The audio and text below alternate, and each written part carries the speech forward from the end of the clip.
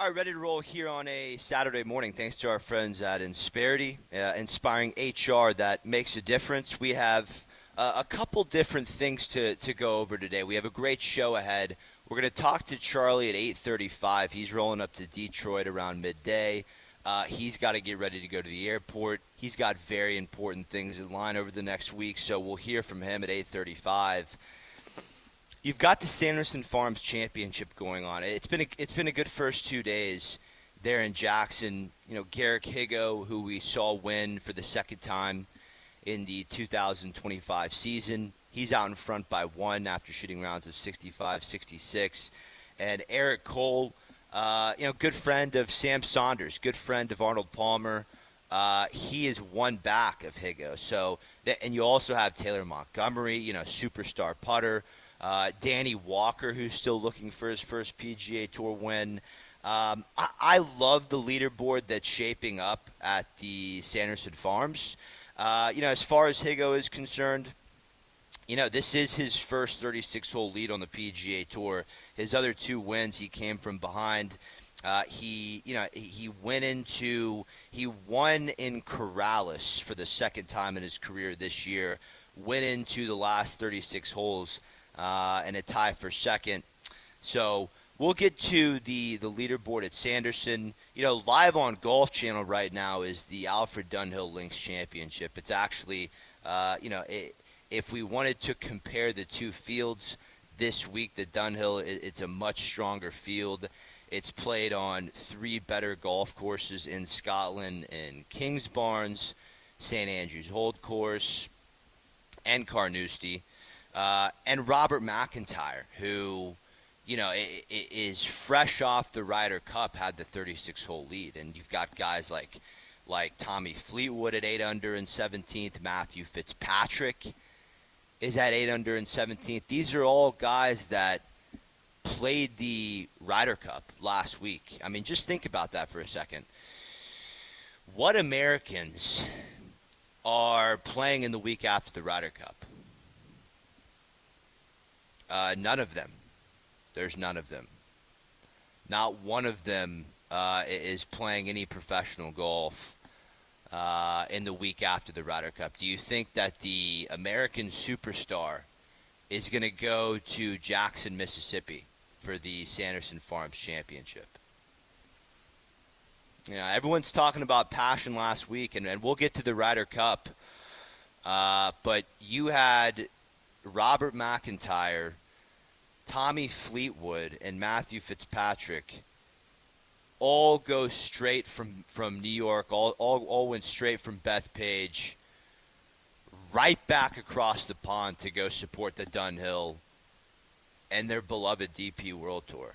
I mean, it's freezing over there. Turn on the coverage on Golf Channel. Wind's blowing 15. I'm watching Bobby Mack on the third hole at 9 under, 3 back. He's in 4 layers. He's got the neck gaiter on. He's got the beanie on. He went back across the pond to go to war for the second week in a row. And it's, challenging conditions over there. Let me give you a couple names on this DP World Tour leaderboard at the Dunhill. Robert McIntyre went into the third round with a share of the 36-hole lead. Believe he's dropped a few out of the gate. You got Louis Oosthuizen up there in solo fifth at 10 under. Tom McKibben, who, in Hollywood, Ireland, is supposed to be Rory's predecessor. He has signed with Live Golf, which is a joke tour with horrible ratings, a horrible format. These guys like Colin Coward, who sit there and try to say that, Live Golf is having any amount of success with their made-up team names with no geographic, there's no geographic tie.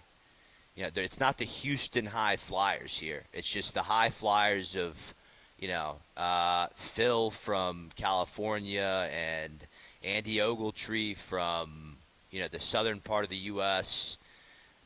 It's all over the place. Now my personal favorite team, Team Torque, three of the four of them are from Chile. I like that. I like how they carry their culture within their team. But you want to talk about the grand scheme of live golf? It's really an absolute joke, which is why you're seeing players like Brooks Koepka and Dustin Johnson, Louis Oosthuizen play in the Dunhill this week in Scotland. They want competitive reps. Brooks Koepka, if you go look at his last two starts, he's been playing on the DP World Tour as soon as Live Golf season was done because he's got to get world ranking points. Live, of course, is not going to get world ranking points because they have 40-player fields in a shotgun circus start. But that gives Brooks and DJ, Louis Oosthuizen, and Patrick Reed, a reason to go and play in these European Tour events in what's considered golf's off season. Here everyone's focused on MLB playoffs, which has been a movie even without our Astros. Everyone's focused on college football and NFL, tailgating. In Europe, it's, the DP World Tour season's coming down to the wire here. Got about 3 events left on the schedule before the 2-tournament DP World Tour playoffs in the UAE. And, of course, Rory McIlroy leads the race to Dubai and furthered his lead in that points race after winning the Irish Open at the K Club. I believe it was 2 weeks before the Ryder Cup. So it still tells the difference in the field this week. It tells a little bit of a deeper story. Once again, these guys like Tommy Fleetwood, Matthew Fitzpatrick, Tyrrell Hatton, they could go celebrate the European Ryder Cup victory all week, and no one would blame them. They're all, at least Fleetwood and Hatton, they're in the top 20 on the DP World Tour standings. Their ranking's fine. They don't need to be there. And then you look at the Sanderson Farms Championship leaderboard. The only player from the Ryder Cup that is in Jackson is European. It's Rasmus Højgaard. So you would think with where Sanderson Farms is at as far as their title sponsorship that the top players in the world, at least a few of them, would be looking to support the event. This is a tournament whose title sponsorship was supposed to end last year. Wayne Sanderson extended it one more year through 2025, essentially buying time for some miracle to happen in Jackson. This is a field, the Sanderson, it continues to lack star power. I don't know if it's a tournament that's going to be around next year. I don't know what new CEO Brian Roloff has in store for the fall series. Now, the PGA Tour and the DP World Tour are in 2 different places as far as their schedule. The PGA Tour's fall schedule is set up as a proving ground for the middle and lower ranks, a place to earn status or qualify for next spring's signature events. It is not a stop that stars are required to support at all. If you finished in the top 50 after the Tour Championship, you do not have to play the fall series. The American stars are free to skip it. And they do. While, just like the top European stars are free to skip the Dunhill. But you've got 3 of the European Ryder Cup members flying back immediately to play in this tournament. And we're going to hear from Charlie later on, about how special the Dunhill is to the European schedule. But overall, it's a cultural difference. Europe's top players show more collective passion, and that was on full display at the Ryder Cup this past weekend. The U.S., the United States, the culture is more individualistic. It's great for personal brands. less so for tournaments like the Ryder Cup or in the middle of the fall going and supporting a community like Jackson, Mississippi or Silvis, Illinois.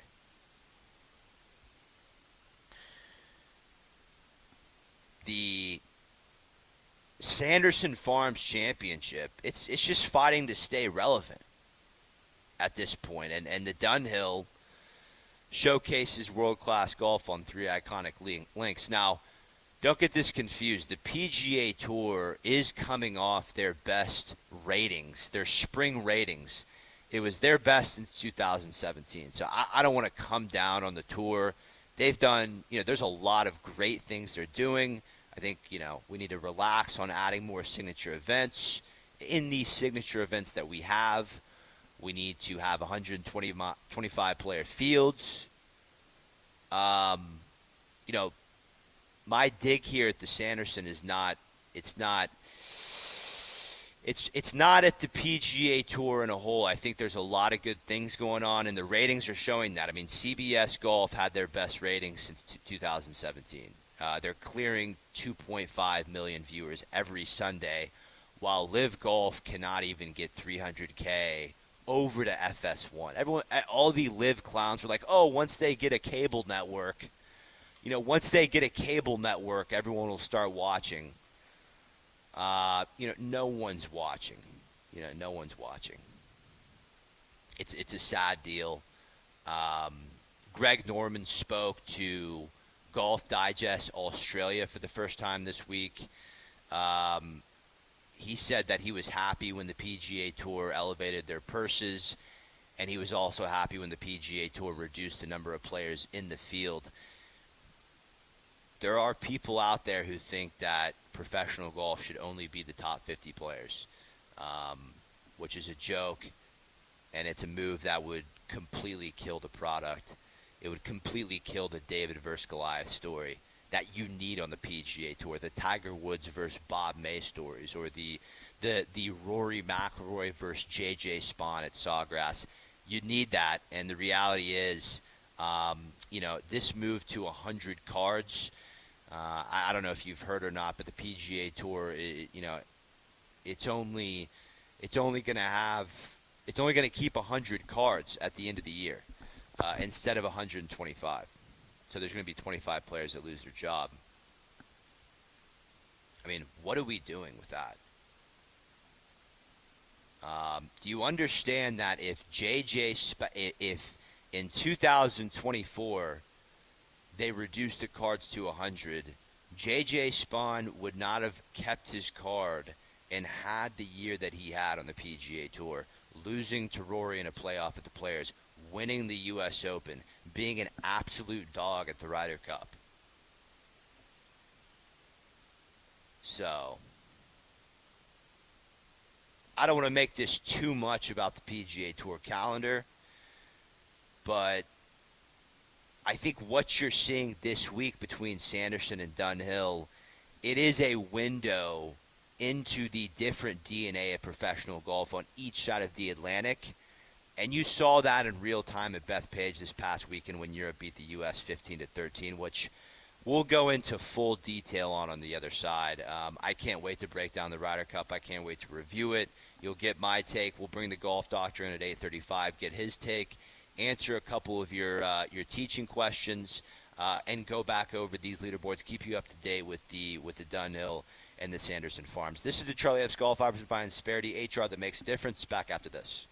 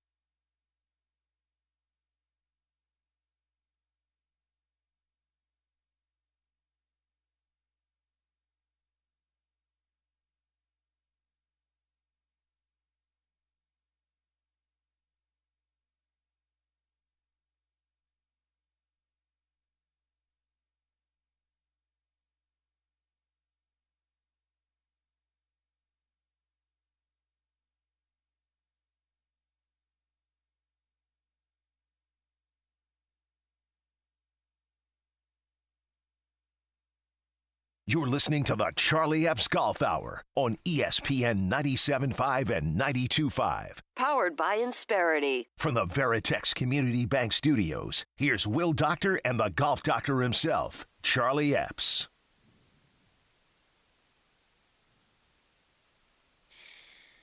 You know, continuing on reviewing the Ryder Cup, you look at where these two teams were heading into last Sunday. Europe led 11.5 to 4.5 going into Sunday.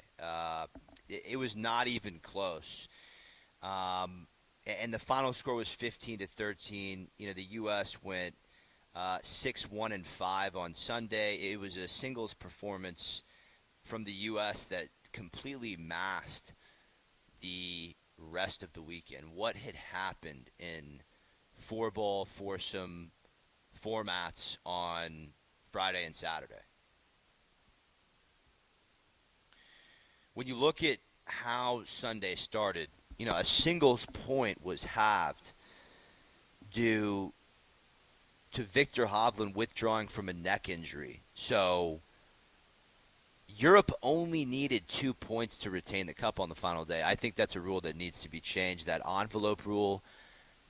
If Europe has someone get hurt and they have to forfeit their match, I mean, that's a loss is what it is. I mean, you know, when Joe Burrow got hurt a couple weeks ago for the Bengals, you know, they don't give him a touchdown every game, you know, just because he's Joe Burrow.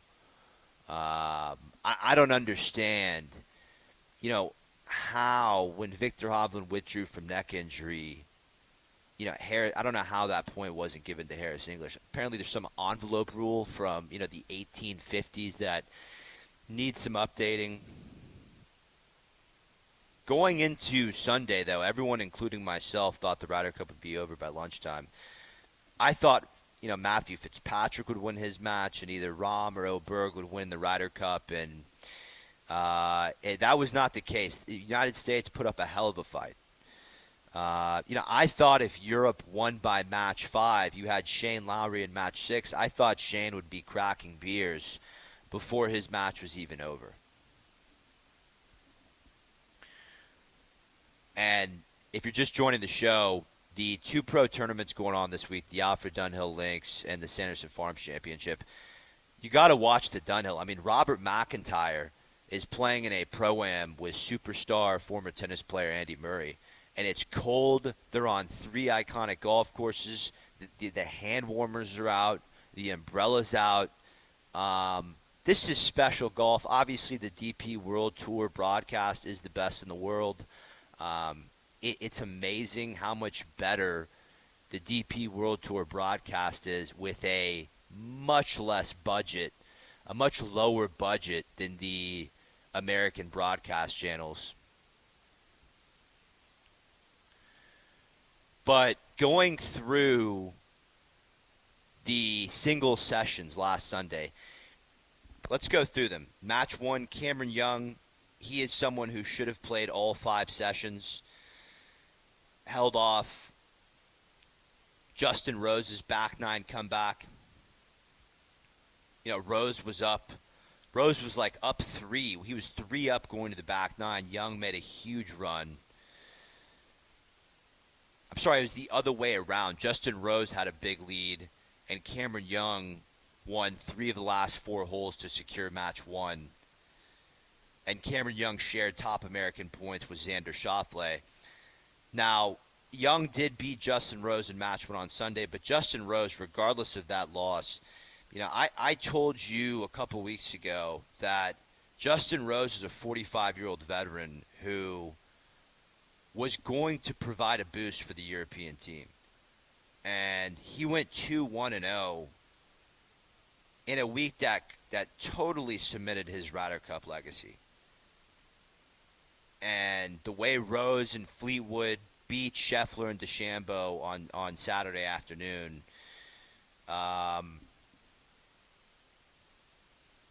you know, Rose was walking in putts towards the end of that match, and you know, they ran over 2 of the best American players in the world, Rose and Fleetwood. Match 2, Justin Thomas, electric birdie on 18 to beat Tommy Fleetwood. Match 3 was the only match that I bet on. I took Matthew Fitzpatrick over Bryson DeChambeau at plus 125. I put that out on X at drmedia59, and then the ticket closed at plus 150.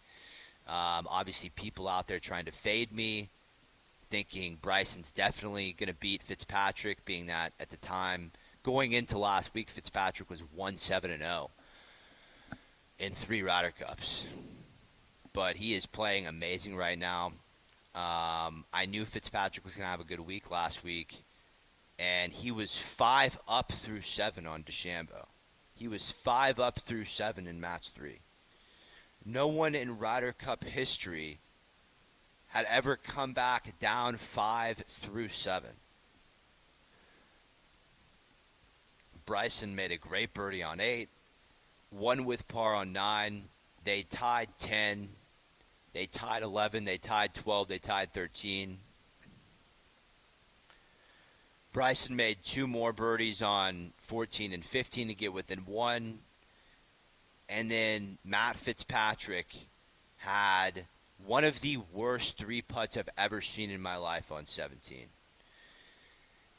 If the U.S. had won, if Keegan Bradley had not done the pairing so bad over the first 2 days, and Europe's lead had not been so large going into Sunday, the U.S. would have won. We'll get to that later. And the moment that I would have remembered that swung the momentum of the whole Sunday was Fitzpatrick 3-putting 17 and losing his lead to DeChambeau. Now, they tied 18, the bet pushed, and obviously Europe went on to win. So, even though he lost a 5-up lead, it's all sunshine and rainbows for Fitzpatrick. That was one of the biggest gags I've seen in my life, but major credit to DeChambeau. Bryson DeChambeau is an absolute animal on the golf course. I mean, that was a big boy comeback, and one that really echoed through the whole property of Bethpage. And obviously, you heard Scheffler say that, he knew what Bryson was doing behind him, and it was providing a major spark of inspiration, throughout that United States team that almost mounted a huge comeback on Sunday. Scotty Scheffler won match 4, one up over Rory McIlroy. The one full European point on Sunday came out of match 5, where Ludwig Berg beat Patrick Cantlay 2 up. Xander Schauffele beat John Rahm 4-3 in match 6. J.J. Spaun, another Ryder Cup rookie who should have played all 5 sessions, beat Sepp Straka 2-1 in match 7. Match 8 was where the cup was retained last Sunday. Russell Henley was 1 up on Shane Lowry walking to 18. Russell Henley, overall Ryder Cup performance. Russell Henley is one of my favorite players on the planet. He did not play that well alongside Scotty Scheffler over the first 2 days. I was very impressed with his Sunday performance against Shane Lowry. You look at 18 on Sunday. Russell Henley was 1 up on Shane Lowry walking to 18. Henley drove it close to the lip of the left fairway bunkers, and they're on 18, and Lowry was licking his chops in the middle of the fairway. Henley maybe hit the shot of the week with his approach on 18. It's one of the best fairway bunkers you'll ever see. It was in there to about 10, 11 feet. And then, unfortunately, Lowry stuck it closer on a similar line. And then Henley left his birdie putt short in the jaws while still giving Shane a line. And Lowry buried his birdie putt there on 18 in match 8 for Europe to retain the cup. Ben Griffin, who should have played all 5 sessions, beat Rasmus Højgaard 1 up in match 9, and Europe tied the last 2 matches to win the cup outright. So, to everyone's surprise, USA, did almost pull off a Cinderella story on Sunday. As aforementioned, they went 6-1-5, and the Americans' games finally woke up in the format that they're best at, as Sunday singles, when they're playing individually, not together as a team. A lot of people, a lot of media people who were covering the Ryder Cup that normally don't cover golf, they've never picked up a club. They shouldn't be talking about golf. A lot of them are forgetting the Americans were the stronger team from a strokes gained perspective going into this tournament. If you care about data, you would know that the Americans were the stronger team going into the tournament. You also knew that there was major concern for the U.S. with their day one and day two foursome and four-ball pairings.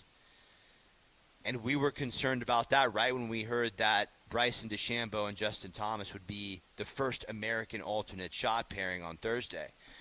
We knew that wasn't a data-backed pairing, and that had us wondering, are we going to see a full repeat of Rome in 2023? And we did. We absolutely did. Sunday was all-time from the Americans. I mean, it was an all-time Sunday singles performance, but it did not clean the wound of the incorrect pairings that were doled out by Keegan Bradley on Friday and Saturday. Now, I want to go down the issues of Team USA in the correct order. The comeback the Americans put on Sunday was impressive, but it does not let Keegan Bradley off the hook. I will also say he is not the root of the issue. The root of the issue and problem number one for Team USA at the Ryder Cup was PGA of America Executive Committee, that group that picks the captain. They reacted to the god-awful Netflix Full Swing documentary that showed Zach Johnson smiling after leaving Keegan Bradley off the 2023 USA team. PGA of America saw that, saw Zach do a terrible job in Rome, consulted the former captains and vice captains, and came to the conclusion that they could fix the whole disaster by making 38-year-old, in the prime of his playing career, Keegan Bradley, let's make him the captain and just push it as a major talking point for the last 2 years. Instead of going to Steve Stricker or one of the many Americans that are on the Champions Tour, one of the older vets, with a requirement to lean on a statistician. But problem number one is very simple. Keegan should not have been captaining.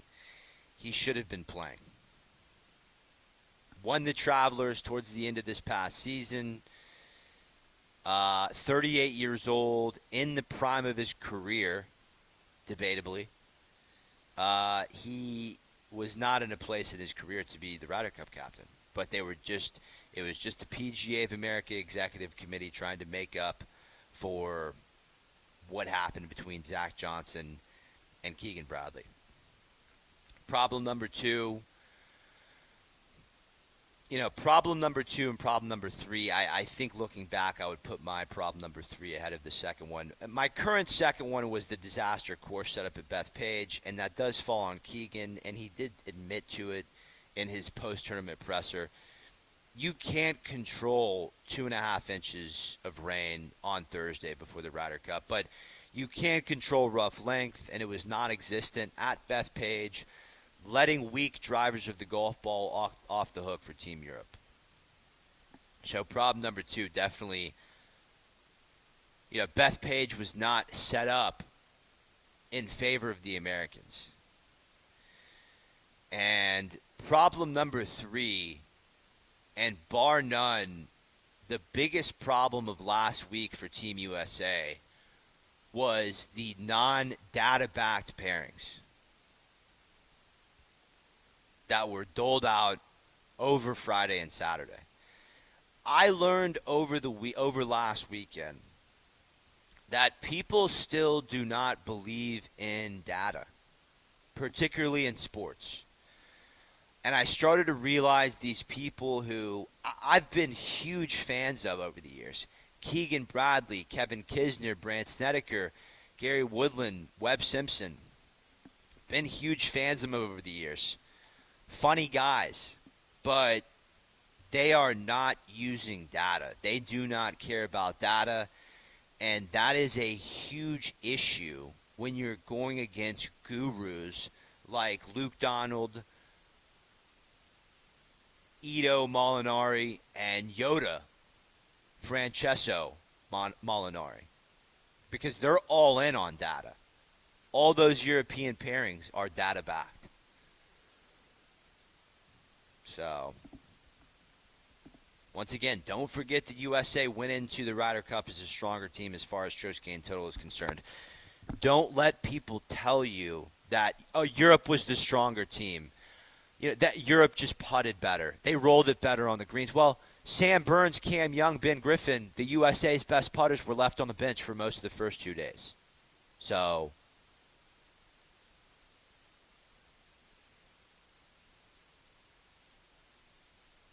everything showed on Sunday in the Sunday singles when captains have no value.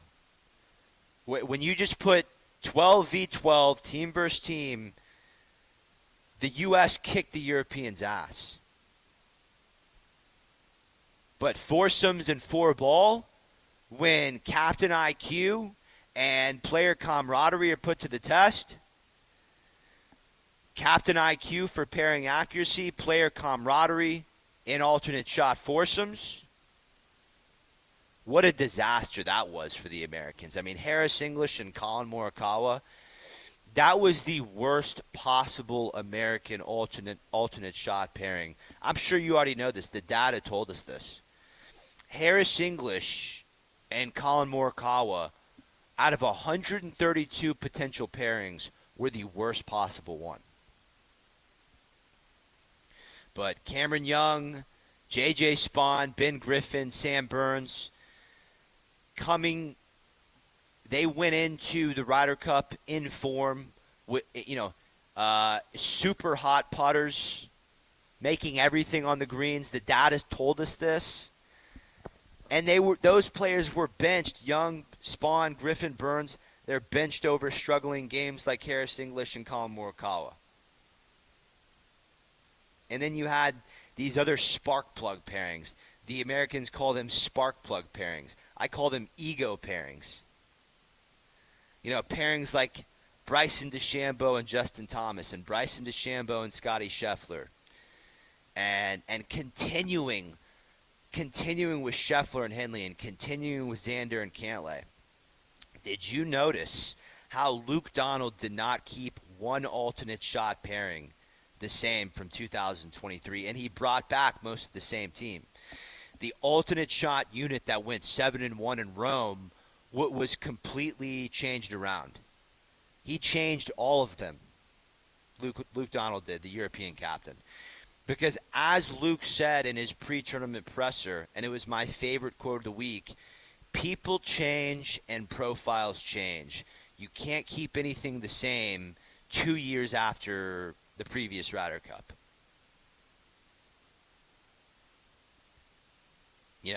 Luke Donald changed all his alternate shot pairings, and you have Keegan who didn't change pairings like Scheffler and Henley, and still thinks that Xander and Cantlay are what's best for the team. How about that? If I was just going to send an American pairing to some random tournament to compete for the United States, I think Xander and Cantlay would be up there as the players that might play best together. And I think they had a winning record last week at the Ryder Cup. That doesn't make it a good pairing for the whole team, because Cantlay needs to be with a hot putter like Cameron Young. Xander needs to be with a mastercraft marksman like Ben Griffin or Sam Burns. Once you mess up one pairing, they're all done. It's a domino effect. And Keegan Bradley, I'm the only one that wants to call it how it is. Everyone wants to sugarcoat it. Oh, the Americans did such a great job in the Sunday singles. Let's bring back Keegan in 2 years. Keegan Bradley did a horrible job with the pairings on Friday and Saturday. And yes, it did cost the U.S. the cup. These people that are saying that Europe just putted so good, there was no chance the USA was winning. The final score was 15-13, and Europe had an 11.5 to 4.5 lead going into Sunday. You're telling me that the Americans could not find 2 more points on Friday and Saturday with correct pairings? That makes no sense.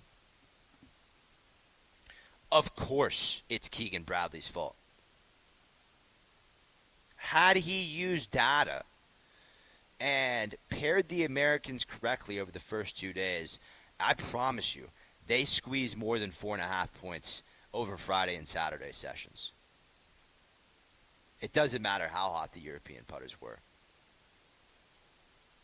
And, that's problem number 3 is the pairings. Problem number 4 is really the trouble of captaining American players who are really not friends with each other and really don't have any personalities whatsoever. All the Americans were worried about before the 45th Ryder Cup was getting paid, while Luke Donald made it a point during opening ceremonies to say, hey, and I'll quote Luke here, he said, "This isn't a week to get paid. It is not about prize money or world ranking points. It's about pride. Europe is fueled by something money cannot buy. Purpose, brotherhood, and a responsibility to honor those who came before us." Close quote. Tell me one American golfer besides, I'll give you 3. Tell me one American golfer on the Ryder Cup team who operates like that. Let me repeat Luke's quote again. This isn't a week to get paid. It is not about prize money or world ranking points. It's about pride. We are fueled by something money cannot buy, purpose, brotherhood, and a responsibility to honor those who came before us. I think Scotty Scheffler operates that way. I think Bryson DeChambeau operates that way. And I think Justin Thomas operates that way.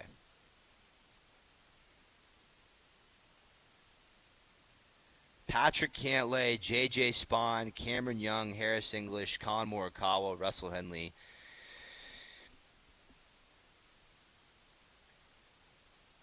They're just a group of mute individuals. Can we please see a smile? Can we see a little banter, a little personality out there? The Europeans, they've got their chants. They eat together. They practice together. They train together. It's a very big difference in culture to me. And it goes back to junior golf. We're going to get Charlie Epps' take on that on the other side. This is the Charlie Epps Golf Hour presented by Insperity, HR that makes a difference. Back after this. Booker, chairman of the Texas Golf Hall of Fame and holder of a record number of Texas Golf Association championships. The Texas Golf Hall of Fame is the foundation of golf in our great state. So many great individuals, Ben Hogan, Byron Nelson, Kathy Whitworth, Ben Crenshaw, and many others, lead the way in making golf in Texas known around the world. Now you can experience the history of Texas golf digitally at texasgolfhof.org and share with your family and friends. See you on the course.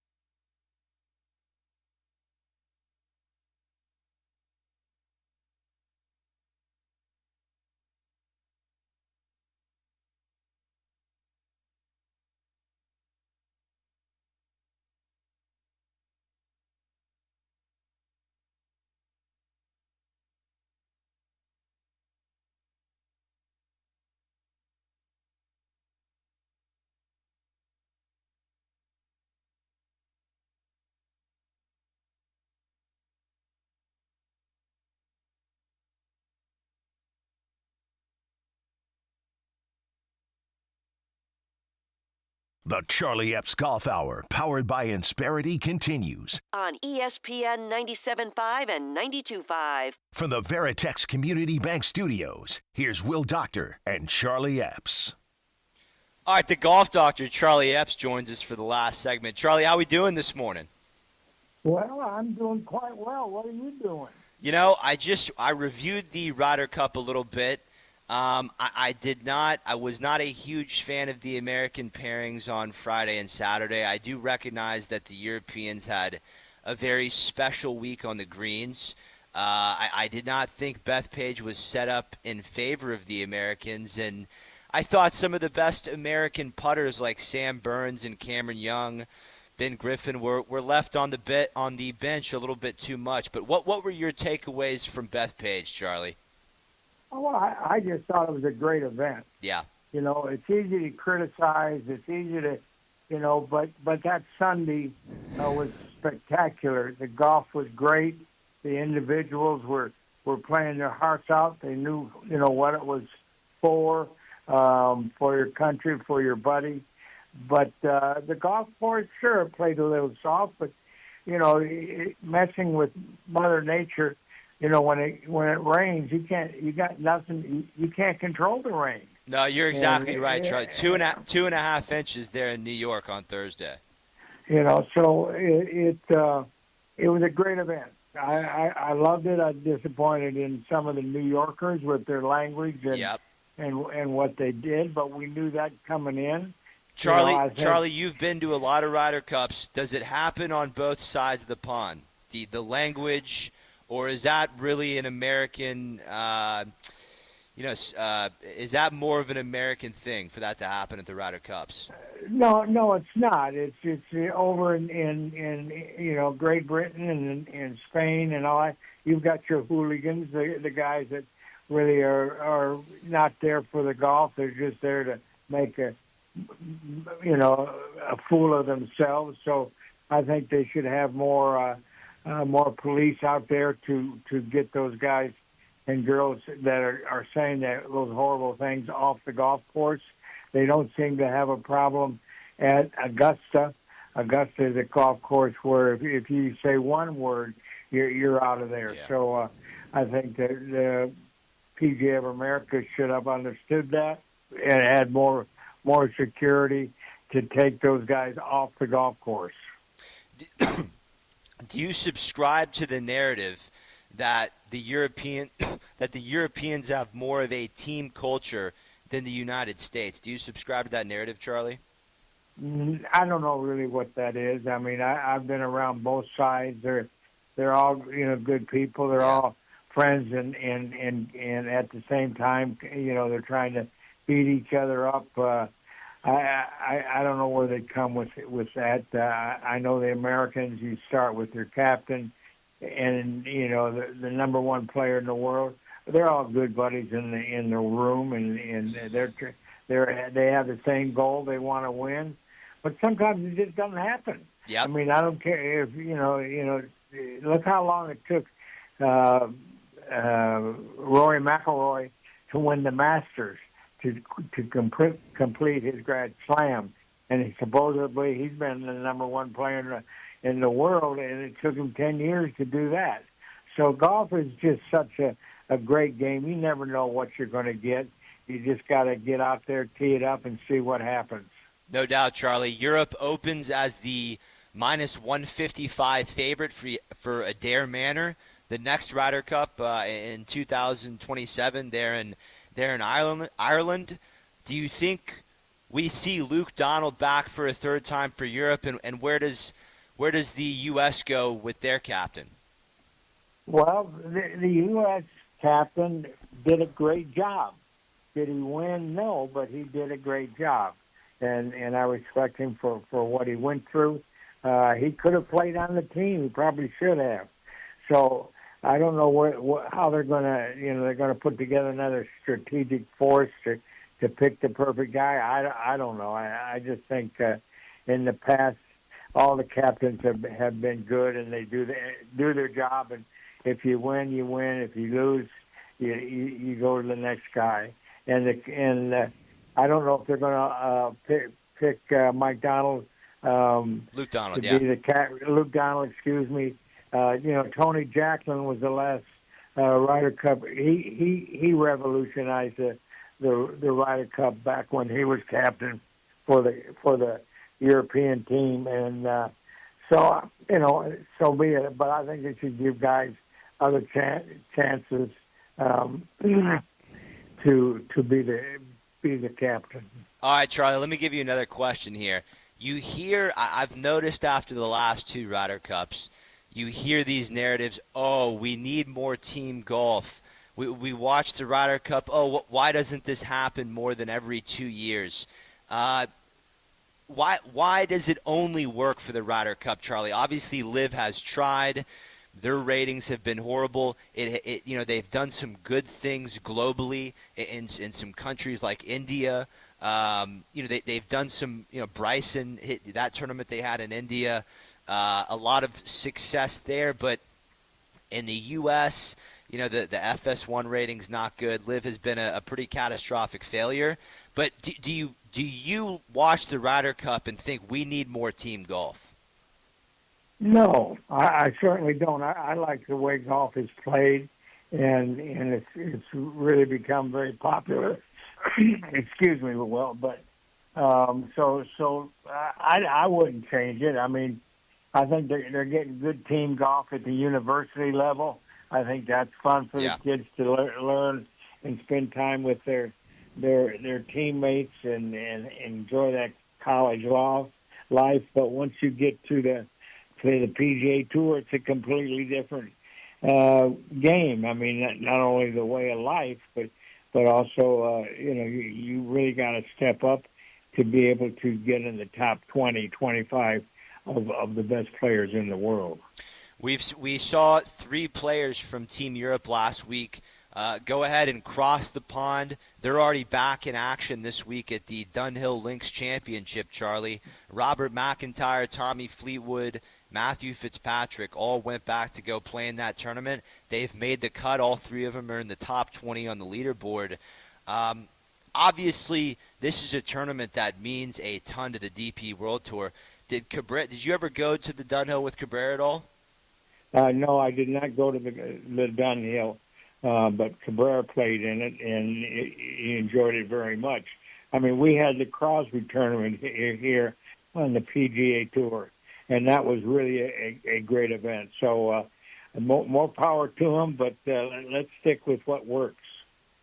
No doubt, Charlie. Hey, listen, great job today. You're headed to Detroit this afternoon, aren't you? I'm going to Detroit, going up to see my old friends at Inverness and Toledo, Ohio. We're going to raise some money for the caddy programs in Toledo, so we'll talk to everybody next week.